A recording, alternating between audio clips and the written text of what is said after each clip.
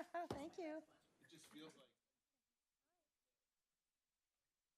word by the creek.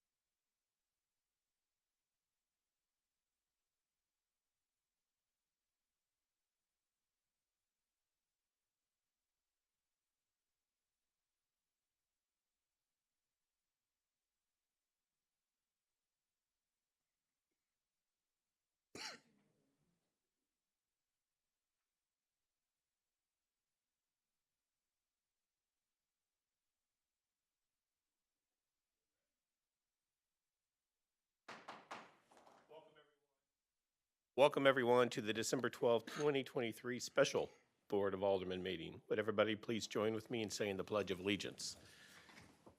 I pledge allegiance to the flag of the United States of America and to the republic for which it stands, one nation, under God, indivisible, with liberty and justice for all. Roll call, please. Alderman Plufka. Here. Alderwoman Tice. Here. Alderman Weggie. Here. Alderwoman Sims. Here. Alderman Lockmiller. Here. Alderman Gould. Here. Alderwoman Harder. Here. Alderman Erger. Here. All members are present. Thank you. Next on the agenda is approval or amendment of the agenda. Do we have any changes? Any objection to approving the same by acclamation? Seeing no objection, that will be so approved. Thank you. Brings us down to old business. The first up is discussion on human resources policies. By now, you all should have received communication from me about the status of Resolution 1480. As you recall, that was a resolution that was passed by this board at the last meeting, and I appreciated your support of that.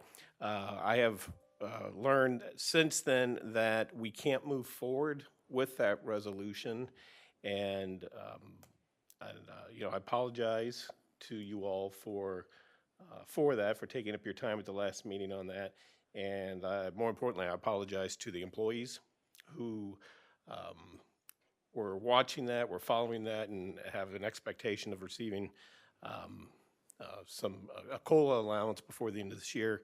It doesn't look like that is something we're going to be able to deliver on. And that's on me. That's at the risk of comparing myself to Harry Truman, which I'm not doing, I'm going to borrow one of his quotes. I think it was his, "The buck stops here." and it does. And so that's on me that it happened the way that it did. So again, I apologize to the employees, but that leads us into the discussion on the human resource policy. So with that, I'm going to turn it over to our city administrator. Thank you, Mayor Dimmitt. In an effort to get to the compensation position described at the December 4th meeting, we are making the following recommendations and corresponding steps that are presented to you this evening. The first is that we heard an interest in moving the non-uniform personnel who are currently at the 75th percentile of our comparator data to the 95th percentile. The calculation on what that cost would be to the city has been concluded, and we are interested in introducing legislation to the Board of Aldermen for your consideration at the 12/18 meeting. So this would require an ordinance if adopted, and this would be implemented this year. So what I want to do is just go through a very high-level summary, then get into the detail of each one of these recommendations. Then staff will issue a request for proposal, as has been directed by the board, for a comprehensive compensation wage and benefits study to be issued as quickly and reasonably as possible. At the Ways and Means meeting last week, we got additional feedback from the board on language that needs to be modeled into the RFP. We're working on finalizing that so that within the next week or so, we will issue it. The goal, the plan, is to issue it before the end of this year. The third program is the introduction of a new program called Retention Incentive Benefit Program. This new program will provide an incentive to remain with the city for all employees, full-time employees, to remain with the city while providing a 3% additional compensation for all full-time employees. This would be for all full-time employees who are employed with the city effective January 1, 2024, and the requisite time of 6 months. The payout will be July 2024. We will also introduce legislation at the 12/18 meeting for consideration. So I'll go back to the first item. This is a philosophy change to include all employees to be at the 95th. So not just as it is now, which is uniform only, police and fire, but this will include all other non-uniform personnel, public works, parks, recreation, maintenance, planning, development, courts, people in City Hall. This would modify their pay ranges for non-uniform to the 95th percentile of comparator data based on 2022 compensation. The reasons for this requested change has been conveyed to you is the employee turnover, significant employee turnover in non-uniform roles, and the percentage that we're seeing is higher than what we've ever experienced over prior years. The perception that uniform employees are more valuable to the organization, this would immediately perhaps stop that discussion, that conversation, that perception that non-uniform employees have here in the city of Brentwood. There is a cost in this change of philosophy, and right now it is estimated to be $202,000 in base salaries. This does not include calculation of benefits such as loggers, primarily loggers. So we believe that the total estimated cost, if we include benefits and loggers into this, would be about $300,000.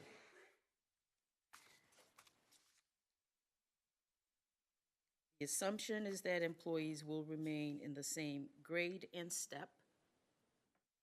And as you know, we are in our performance evaluation, performance review process. So there will be one step now to move them to the 95th. And then at the conclusion of the performance review, effective for the 2024 budget that's already in the adopted 2024 budget, there would be an additional step. And then the 3% that they would receive in July if they stay with the city for the requisite 6 months. Second, I talked about the RFP for the compensation study. I won't go into greater detail on that because I believe you all are familiar with what the process is for that. And then the last one is the retention incentive benefit program.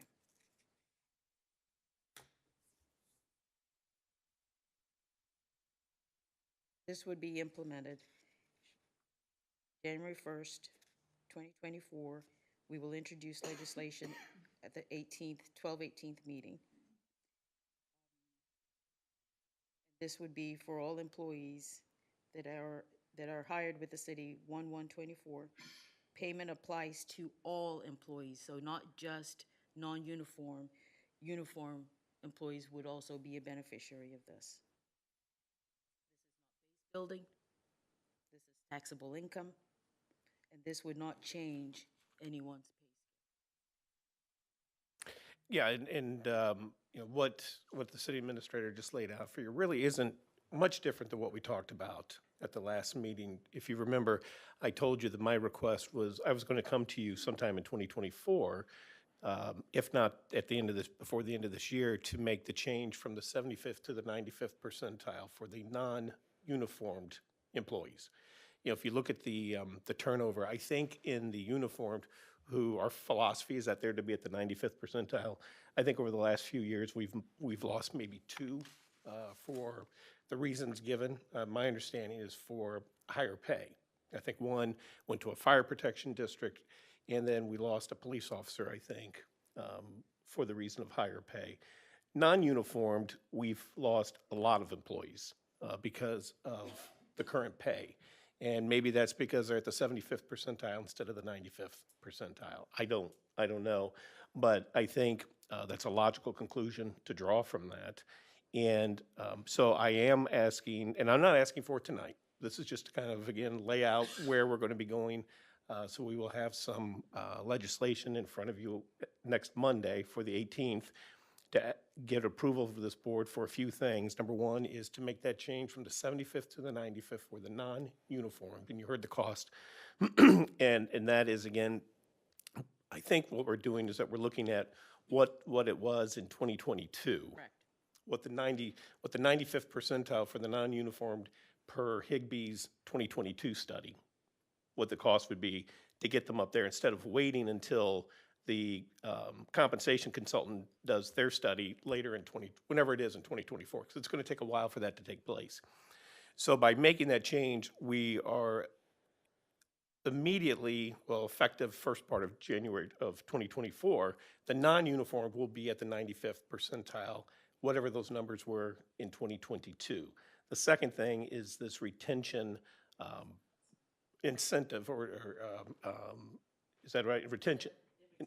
Benefit program. A 3%. If they are with us through the end of June, they will get a 3% at that point in time.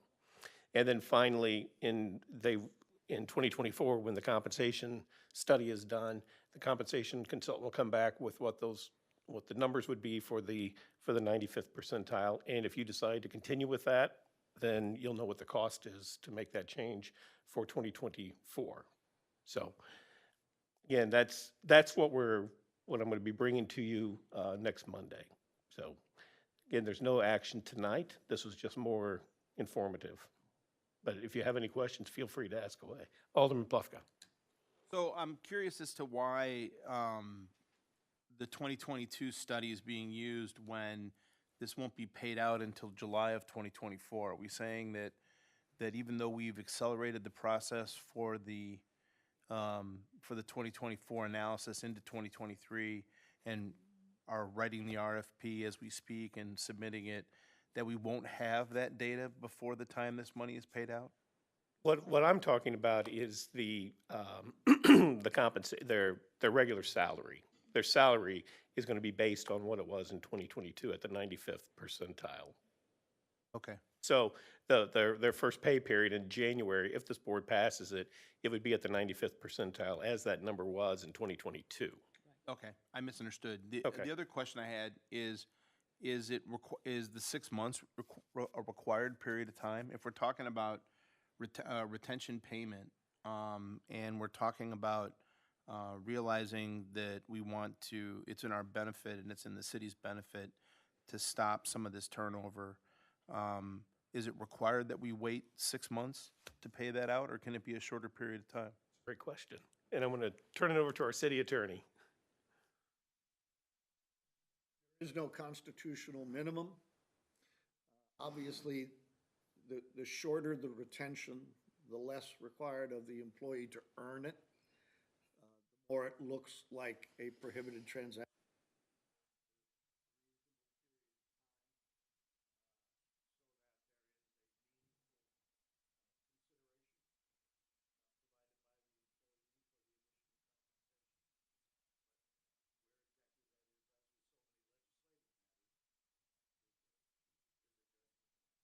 Um, to follow up on that just a little bit, in all the anecdotal experiences that we've seen in the newspaper, we've seen in other articles, where other municipalities seem to be, at least by the way it's being reported, they seem to be paying bonuses out to both official, firefighters and police officers. Is it your belief that if we look closer at any one of those transactions, that there will be this anticipatory part of it, that there will have been a declared policy, a period of time, and then a payment at the end, and it's not something that's backward-looking, but has to be at some point forward-looking? Past constitutional? All the circumstances Right. you may be alluding to. That, I think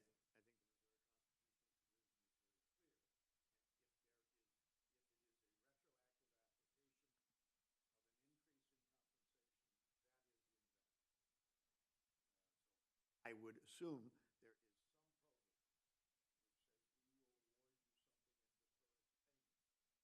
And this is described going into the time period or whatever we're talking about.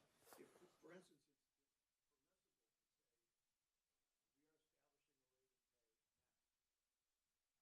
and it will be increased, but we need information to know how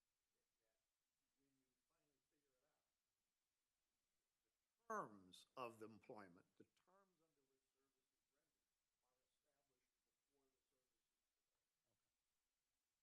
Thank you, Mr. Mayor. Which would, in follow-up, which would then allow it to go back retroactive to the beginning of the year. Yes.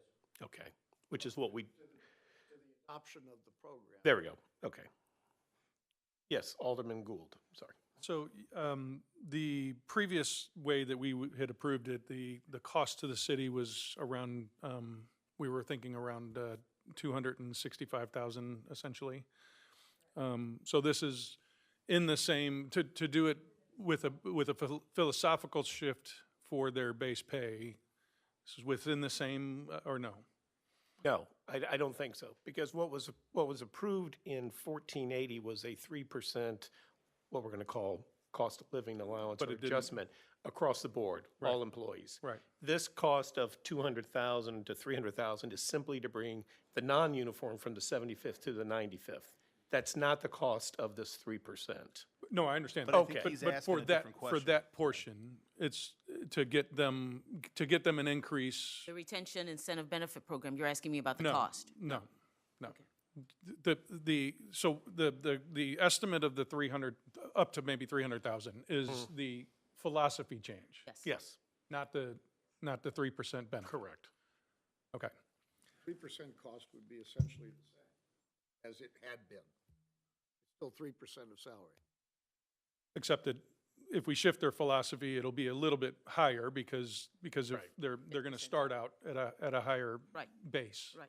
Okay. And is that philosophy change then funded by this year's, the funds that we were going to fund the previous? How is that being, because it'll need to come from this year's funds. It's 24 funds. Oh, it'll be 2024 funds. Okay. So in the budget that we passed several weeks ago, do we feel like the numbers, it's not going to negatively impact any numbers that we've had in there, or will we need to be adjusting There something? will be adjustments. There's going to be adjustments when the RFP comes back and the board implements whatever the recommendation is. There has always been adjustments. Right. When the city has implemented a compensation study. Okay.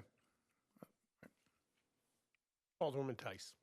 So can you talk a little about the mechanics you just talked about, Bola? You talked about a step, like they're two different steps? Like how Yes. are So you- there's one step to move them to the 95th. Okay, so generally, if they go up one step, that'll get them to the 95th? Right. Okay. Don't- But- I don't, But I'm like, I think that's a different question. right, I'm thinking steps, The steps in the pay plan right, occur at the annual evaluation, which is in January. right. Stepping up the rate of pay from 75 to 95 is a legislative act that you're going to consider at your next meeting, effective 1/1/24, raising the pay scale. So it's a scale The versus a step. scale versus the. So the, You're right. Correct. people aren't gonna go up two steps. No. We're gonna change the scale, and then there'll be the regular annual end of the year step evaluation. Correct. Okay, I wanted to clarify and understand that, thank you. Alderman Lockmiller. Well, back when years ago, when we put the compensation ordinance into effect, there was an elimination of longevity pay.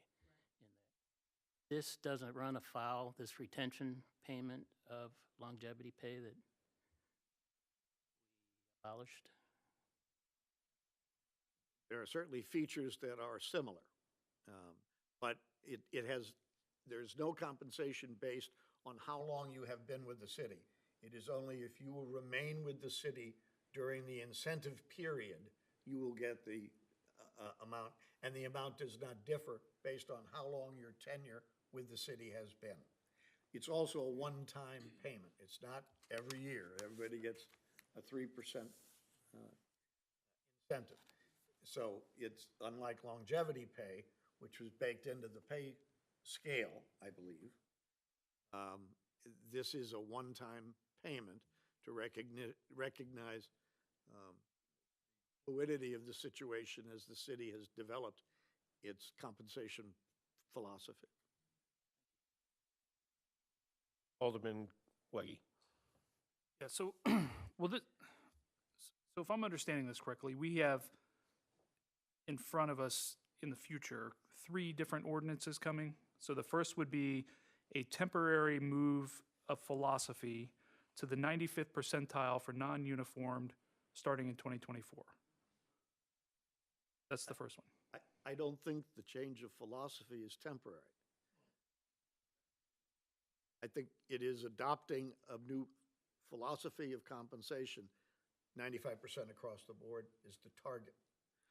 Okay, so it's not, so that is what's going to be coming at us, is a change in philosophy of the 95th, not wait for the compensation study and see where we are and what those costs are. It's adopting a principle. When you get the study and you find out what 95% across the board costs in 2024 dollars, you will make a budget decision about what you can afford to pay folks.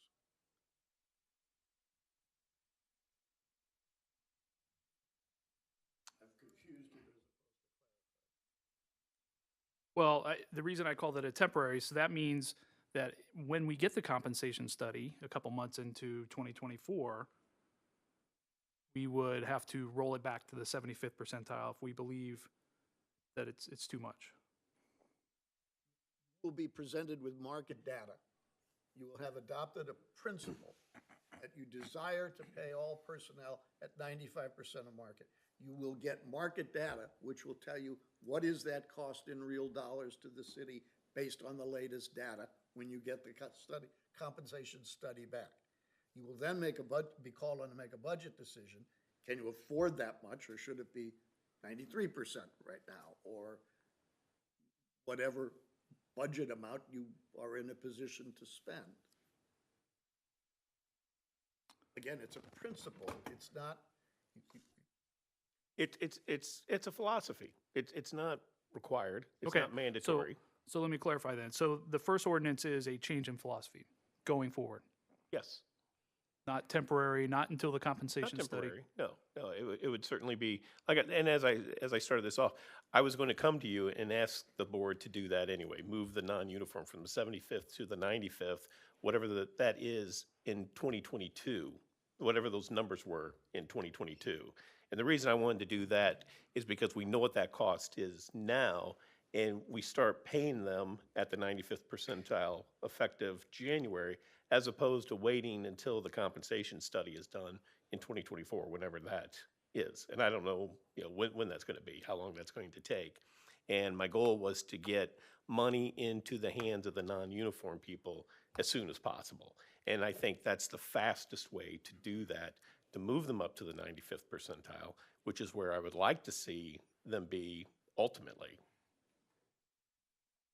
But what you just said is ultimately is different than temporary. I guess I'm struggling with that, whether this is a change in philosophy that we'll be looking at in a couple days going forward, or is it just a stopgap until the compensation is completed? No, it would certainly be a philosophy. Well, go ahead. There's three different measures which the city administrator Right. described. One is effectuating the philosophy that all personnel should be paid at the 95th percentile of market. Because you adopted a 75-95 by legislative action previously. You want to amend that, revise it, and have it adopt 95. I believe the second proposal that has been described is an ordinance to increase the rate of pay and the pay scale for non-uniform personnel to the 95th percentile based on the last compensation study, which was 2022 data implemented at the beginning of this year. Raise the rate of pay. That's not temporary. Then the temporary provision is the 3% retention incentive to be awarded in mid-year. But I think I understand what your concern is, Alderman Waggy. So let's assume that the board passes this 95th percentile. They have the philosophy, and then they fund it through the second piece of legislation that the city attorney is talking about. And then the compensation study is performed. And the compensation study comes back and says, in order to move them to the 95th percentile in 2024 market, it's going to be X amount of dollars. And this board says, well, we can't afford to do that. Right? That's one, yeah. That's That's a concern. and that would be a concern, but that's a concern that we always have. Again, that's why it is a philosophy. That's our goal is to do that. Now, yeah, but every year this board has to make that step to authorize the spending of that money to do so. And this board may say, we can't afford to do the 95th percentile across the board because the numbers are just too great. I don't think that's going to be the case. But I mean, hypothetically, that's how I think the board would address this. It might be on the 2024 study. They might come in at the 89th percentile instead, and because the authorization was to put them at 95th percentile relative to 2022. When you look at it in 2024, it might be okay. They're currently at the 89th percentile, and you got to raise it X amount of dollars to get them to the 95th percentile pursuant to the findings of the compensation consultant. But that's another funding decision that has to be made by this board once the compensation study is complete. Okay. So going to the retention bonus then, will that be a separate ordinance or will this be an omnibus? Could be a separate ordinance. It could be part of an overall compensation ordinance. Compensation is required by state law to be fixed by ordinance. So it could be, section 2 ordinance reestablishing the pay rates for 2021-124. Section 2, there's also adopted a retention incentive policy. Separate ordinance. Okay, so if you it is would prefer to vote on them separately, we could make them separate pieces of legislation. Okay, and if necessary, we would have the opportunity to split them, even if it is combined into one ordinance when we see it? Yep. Okay, and then on the retention bonus, I understand, I think what you're saying about the timeliness of it. I mean, why can't it be a retention bonus payable on January 1st, 24 for anybody who has been here for 6 months at that time? Is that because that goes backwards? Yes, sir.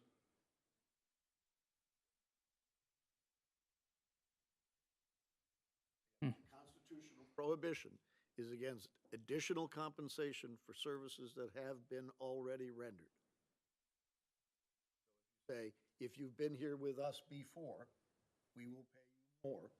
Now, okay. If last summer I had brought this to you and said, let's do this, and you passed it, then sure. Right.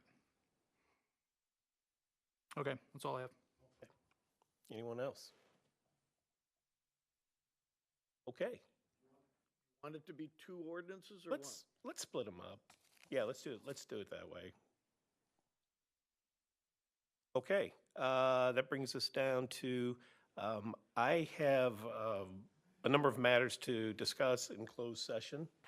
And so I'm asking to go into closed session pursuant to RSMO section 610.021 subsections 1, 2, 3, and 12. So moved. A second? Okay, any discussion on that? Roll call? Yes. Yes. Yes. Alderman Gould, Yes. Alderwoman Harder, Yes. Alderman Erger. Motion carries. Thank you.